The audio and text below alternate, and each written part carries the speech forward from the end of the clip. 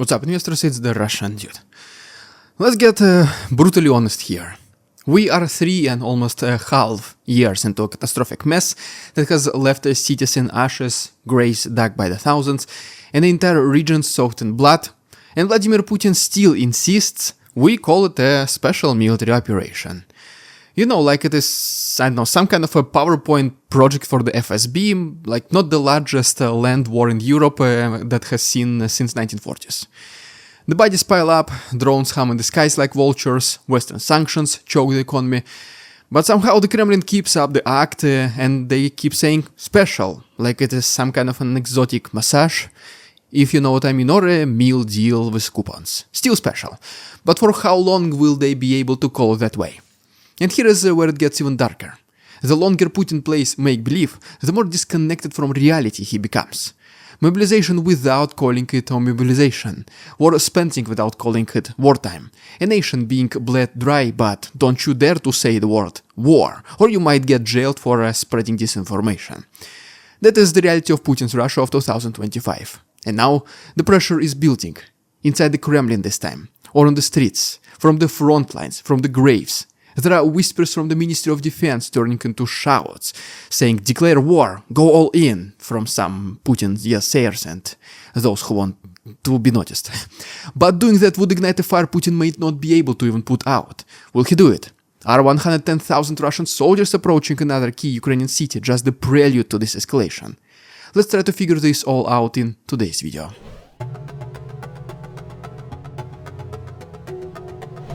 Here is the twisted irony of it all. Russia is already at war. Spoiler alert. Full-blown, no limits, scorched earth, body-bag war. It's not like a war, it is one. All kinds of munitions are used, except the nukes, of course. Civilian areas are attacked. Offensives, counter-offensives, trench warfare, drones, everything. But the Kremlin still clings to its bureaucratic euphemism like it is some kind of a security blanket. Special military operation. You've got to admire the audacity. It's like watching someone stab their neighbor and then calling it a disagreement over property lines. But you just stabbed him, I literally saw it with my own eyes. No, you didn't. We were just talking. And then police comes and puts you in jail for, I don't know, discrediting your neighbor. Why the hesitation? Because using the word war triggers all kinds of legal and political nightmares for the regime. It would open the floodgates for total mobilization, emergency measures, economic nationalization, and most terrifying of them all. By the way, can you guys guess what it is? Well, the answer is, the most terrifying for Putin is accountability. Right now, the system is perfectly designed to insulate Putin from consequences.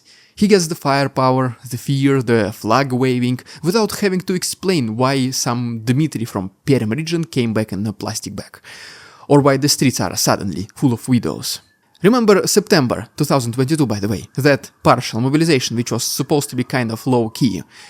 A few unlucky draft notices here and there, but it exploded. Suddenly entire regions were on fire, military offices torched, airports overwhelmed, Russian men fleeing to Armenia on bicycles.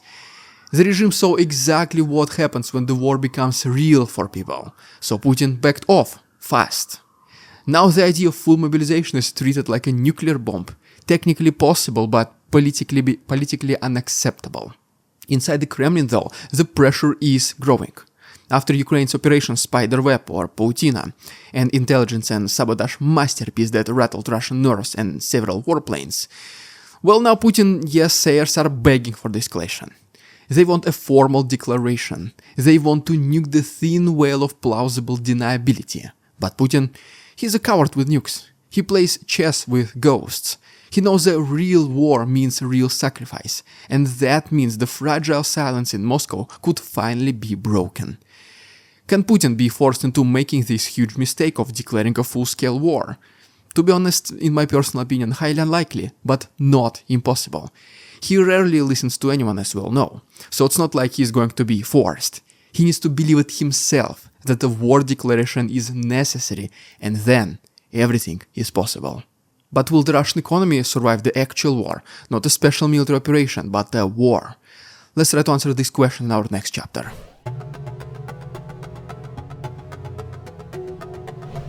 Let's talk about the Russian economy for a second, or whatever is left of it. Because even here the Kremlin's lie factory is running overtime. We are not at war, they say. Look at our defense spending, it is just 6.3% of GDP. What they do not say is that nearly every factory not making bread is now making bullets. Or that in places like Tula and Chelyabinsk, workers are pulling triple shifts sewing uniforms and assembling drones like some kind of Stalin's ghost is breathing down their necks. Now compare it to Ukraine, which is spending reportedly 34% of GDP on defense, or to Second World War Britain, which crossed the 50% line. So yeah, the numbers say that Russia is still holding back, assuming we obviously believe their official numbers, but reality screams something else. Missiles are rolling off assembly lines like sausages, ballistic production is up 66%, and that is just the stuff Ukraine's intelligence caught. God knows what they are building in those ghost towns of Siberia. And yet it is all held together with duct tape and propaganda. Inflation is rising, wages are stagnant, the ruble is doing backflips into the abyss. Western tech sanctions have choked off the parts needed for advanced weaponry.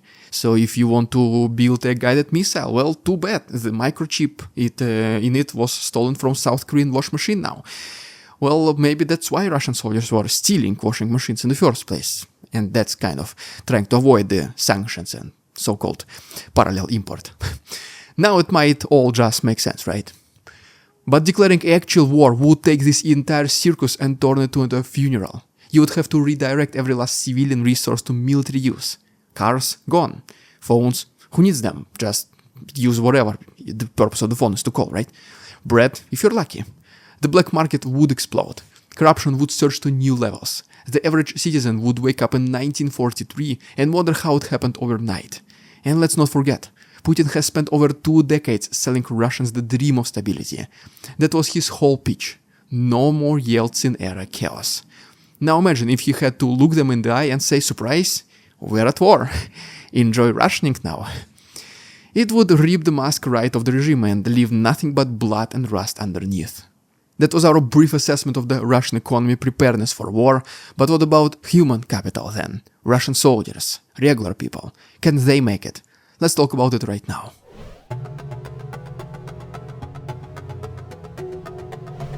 You ever try to solve a shortage of soldiers with cash and lies? Well, Russia has.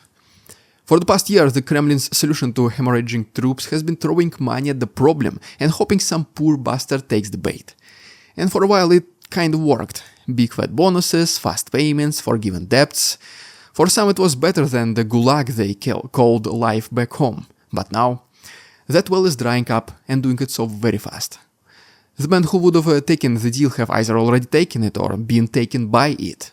They're dead, wounded or hiding. Recruitment offices are now little more than haunted buildings with busted windows and empty chairs. And no, the solution is not as easy as drafting a few more farm boys from Yakutsk. Those regions are already emptying out. Birth rates have plummeted. Local economies are collapsing. And what about Moscow or other major cities? Forget it, obviously. The urban elites are not about to pick up rifles and march off to die for Putin's empire of delusions. They will pay bribes, fake medical documents, flee abroad, anything but fight. So what's left? Force, trickery, desperation. We're already seeing it. Men stopped in the streets in the middle of daylight, handed contracts under duress. Some are blackmailed, others deceived. Sign here or we're gonna call the cops. Sign here or your mother loses her pension. Welcome to Putin's version of a job interview, where the office is a trench and the benefits package is your wooden box with a name on it. I guess you guessed it, your name on it. Here's the kicker. The longer this goes on, the worse it gets. Morale at the front lines is lower than the temperature in a Siberian prison. Units are rebellious, officers are hoarding rations, recruits are being thrown into battle after 2 weeks of training. Drones do not care how patriotic you are or how skillful you are, neither do landmines. The so-called volunteer army myth is cracking, and when it shatters completely, there won't be enough duct tape in all of Russia to put the pieces back together.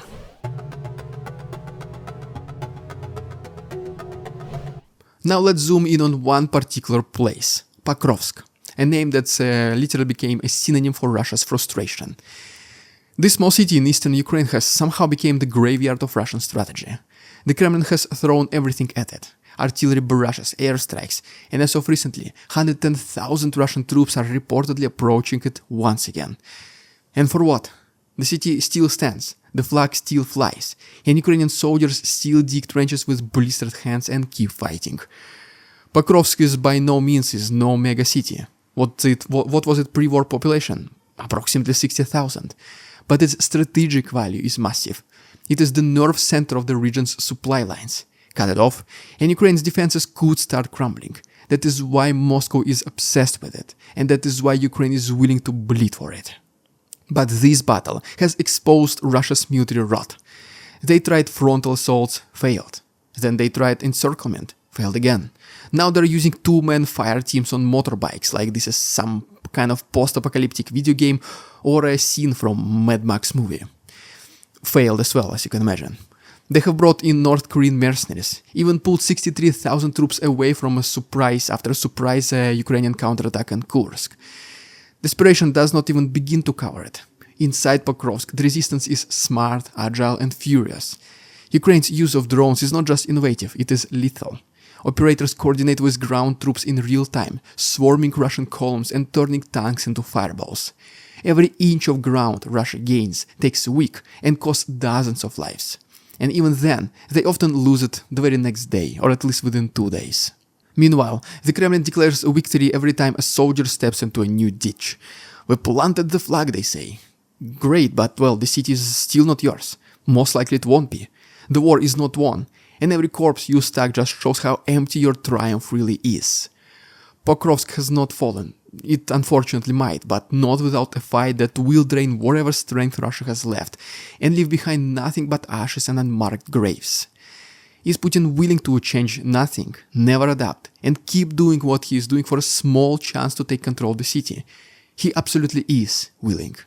110,000 marching pairs of boots is the best confirmation of it once again. That's, by the way, almost twice the size of pre-war population of the entire city. So now you can see how desperate Putin is for some ephemeral victories. Something what he can put 24/7 on major Russian TV channels and show every Russian person still watching the news that everything goes in accordance with the plan of this special military operation. Well, there have guys, if you haven't done so already, please subscribe to my channel for more videos like this. If you wish to support my work, the best way to do it is through subscribing to my Patreon, where you can get some additional benefits. The link is down below. Thanks so much for watching. See you tomorrow. We won't succumb to their tricks, the facade they try to sell. Their twisted words and feeble claims are resolve they cannot quell. We see through their lies, their feeble attempts to sway. We do not believe in ridiculous Russian propaganda.